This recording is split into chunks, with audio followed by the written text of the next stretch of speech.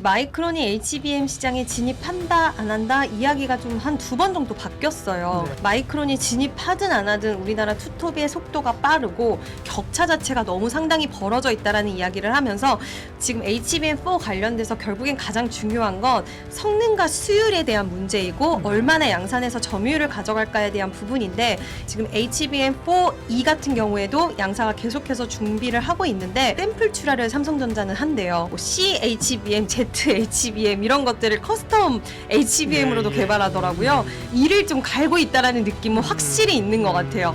판도가 약간은 바뀔 수도 있지 않을까.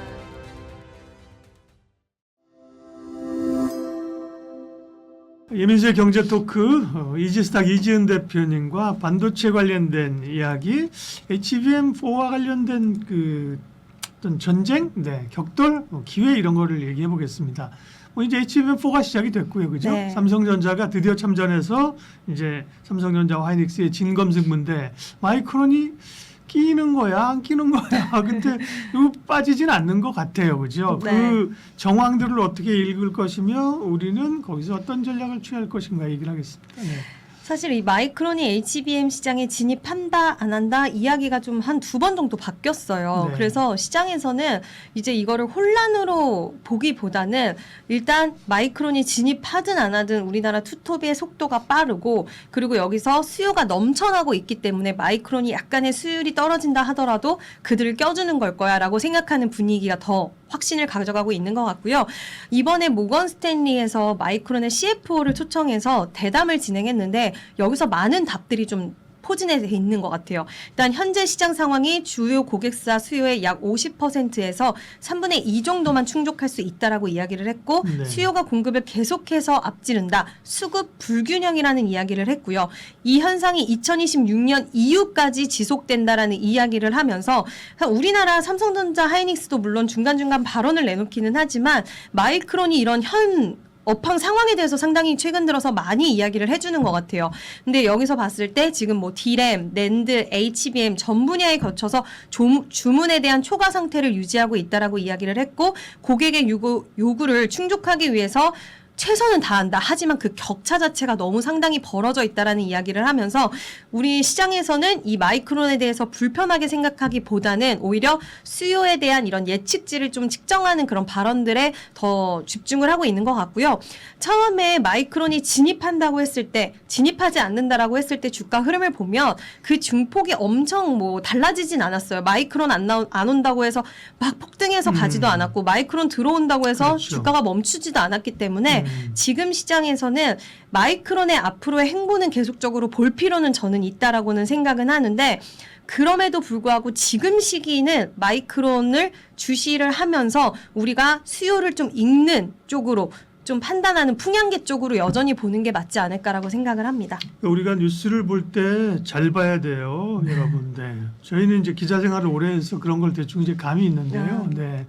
마이크론이 HBM4에 탈락했다. 빵이다. 이런 기사를 썼을 때는요. 딱 봤을 때 진짜? 정말일까라고 의심을 한번 해봐야 되는 건데요. 제가 그날 이제 업계 관계자를 만났는데 그게 말이 됩니까? 빵이라는 게 마이크론이 아무리 그렇더라도 그렇죠. 네. 그런 얘기를 하더라고요. 근데 그 다음날 뭐 하루 지나서 마이크론이 우리 뭔 소리야? 뭔 도구 같은 소리야? 우리 지금 벌써 양분 납품하고 뭐 있어 이랬는데 제가 그날 MTN에서 방송하면서 자 그러면 마이크론이 그런 얘기를 했는데 마이크론은 탈락했다고 했던 언론사가 정정보다를 할까요, 안 할까요? 미안하다고 잘못했다고 할까요, 안 할까요?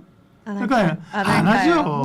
안 하죠. 그 언론사가 어딘지 아는데 안 하죠. 뭐 그냥 나 몰라라. 왜냐하면 야 니네 어제 그런 기사 썼잖아. 그러면 그건 다른 애가 쓴 거예요. 뭐 이렇게 얘기한다니까 그냥 그것도 이제 외신에서 비슷하게 뭐 누군가 이렇게 이럴 카더라를 그냥 받아서 쓴 거거든요. 그러니까 기사를 볼 때 항상 이제 의심해야 돼요. 의심. 그래서 제가 기자 생활하다 그만둔 이유가 항상 의심을 해야 되는 직업이야. 이게 별로 직업이 안 좋아. 취재를 하면 이지은 대표님이 뭐를 막 얘기하더니 진짜인가? 이런 항상 의심을 해야 되는 투자자는 항상 그런 의심을 좀 있어야 돼요. 말이 좀 샜는데 죄송한데요. 자, 그럼 결국은 정답이 3사의 경쟁 체제에서 마이크론이 어느 정도 지위는 차지하겠지만 삼전과 하이닉스의 지위를 흔드는 정도는 아니다, 그죠? 네. 결국은 이제 삼전과 하이닉스가 메인 게임을 할 거다. 그럼 두 개사를 좀 비교를 해봐야 되는데 삼성전자가 일단 HBM4를 양산했고 네, 네. 하이닉스는 아직 4 출하 양산 안 했어요. 왜냐? 대답 안 하잖아. 다른 얘기 하잖아요, 그죠? 네. 네. 이거 어떻게 봐야 될까요? 그럼에도 불구하고 이제 좀 SK 하이닉스를 불안한데라고 보기에는 너무나 엔비디아 지금 CEO와 좋죠. 회동을 네, 너무 많이 맞아요. 하는 것 같아요. 지금은 좋잖아요. 네, 네. 그래서 그 원래 기존의 1등 자리는 좀 유지할 가능성은 있다라고는 보고 있는데 네. 여기서 중요한 부분은 이번에 이제 GTC 일정에서도 이제 새로운 칩을 보이겠다라고 엔비디아 컨퍼런스. 네. 네. 그래서 그 얘기가 있었다라는 네. 부분과 그리고 지금 HBM4 관련돼서 결국엔 가장 중요한 건 성능과 수율에 대한 문제이고 네. 얼마나 양산해서 점유율을 가져갈까에 대한 부분인데 이 부분에 대해서는 좀 지켜볼 필요가 있다라고 생각하지만 저는 지금 그럼에도 불구하고 HBM4뿐만 아니라 우리가 시장에서 계속해서 반도체의 기대감을 가져갈 수 있는 또 이유 중에 하나가 이번에 25일에 실적 발표가 있고 또 GTC 일정도 있긴 하지만 지금 양사 같은 경우에는 계속 HBM4E까지 해서 앞으로 계속 기술적으로 지금 나아가고 있는 구간이잖아요. 더 이상 기술이 이제 기술의 개발이 더 이상 끝난 구간이 아니라 계속 나아가고 있는 구간이기 때문에 지금 HBM4E 같은 경우에도 양사가 계속해서 준비를 하고 있는데 예. HBM4E를 올해 하반기 중에 샘플 출하를 삼성전자는 한대요. 그리고 하이닉스도